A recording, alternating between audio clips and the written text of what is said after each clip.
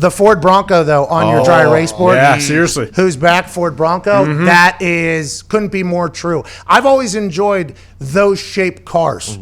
So my first car was a Jeep Wrangler. Jeep Lightning is what it was called. Go Jeep Lightning. You're crawling down the track. My Jeep could not go the speed limit on a lot of roads, but it was a great time. Loved it. Used to park that sumbitch up on a snowbank like this at school if there was no spots open. I mean, it was this thing was beat to hell, but it was a stallion of a Jeep. And I always enjoyed the shape of it. I always enjoyed the shape of it. So then as I get older, we get the Escalade, kind of has that same blocky, and then Escalade completely changed how they look. And then as you look into cars, there's like the old school FJ Cruiser, which everybody thinks that whenever they saw the new Bronco that was debuted last night in its entirety. I think it was on the movie Rampage with The Rock a couple years back, by the way. That's when I think everybody fell in love with it.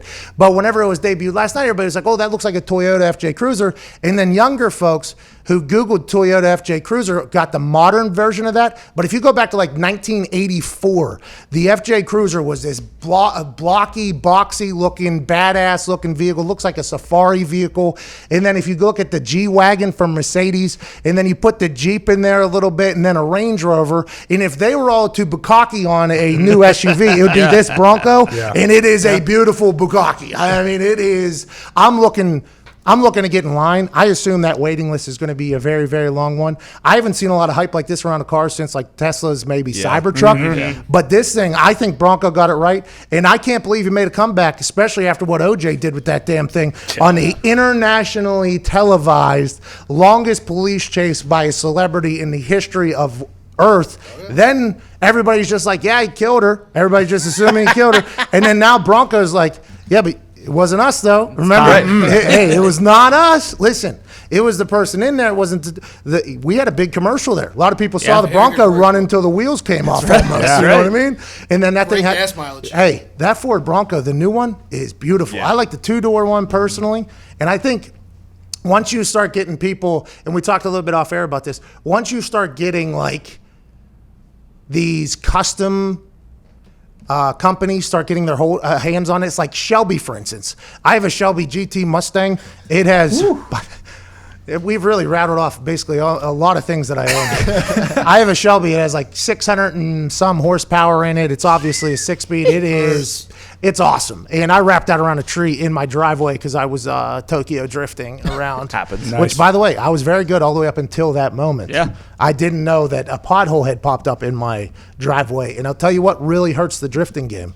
A pothole can get you. I used to be able to really... So as soon as you get like a car that's like that, that's rear wheel drive and has all that power, if you accidentally just get a little heavy on that thing, it'll, right? So I'd never been in something like that before. So I was in a parking lot and I started doing like a little, I was like, I feel like I could probably drift this thing a little bit. I started drifting a little bit, started getting confident, started stopping in other parking lots to keep doing it. And then the one time you try to do it in the driveway around a circle in the front, you just wrap that around a tree and total that damn thing. Got to get it fixed because you're too embarrassed to say to anybody that you totaled it. And I'm not speaking for myself, I'm speaking for somebody else if I was to do something like that. But I think like the Shelby people who are in Las Vegas, Nevada, if they get a hold of this Bronco and they put a Shelby engine in it, which I saw in Jay Leno's garage, that Ford Bronco might be my dream car. Dangerous. That might be my dream car if that could happen. It's going to roll. Yeah, it's going to roll. I mean, you're going to roll that thing.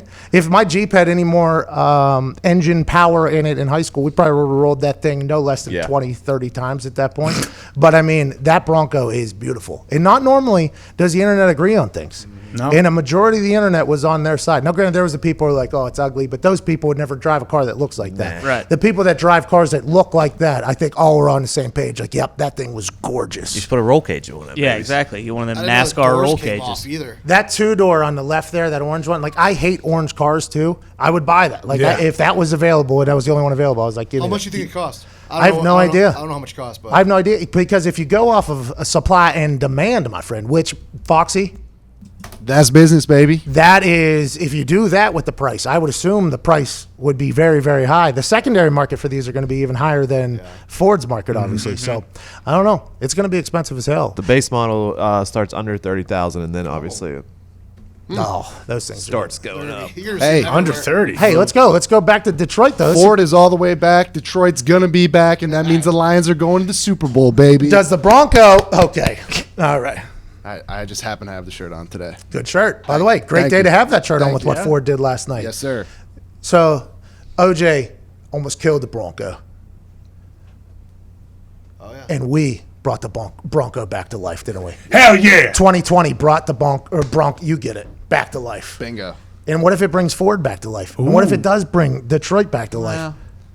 What's that, Ty? I mean, the last Lions part. aren't going to win the Super Bowl. Matt Stafford, top 10 quarterback. Thank you.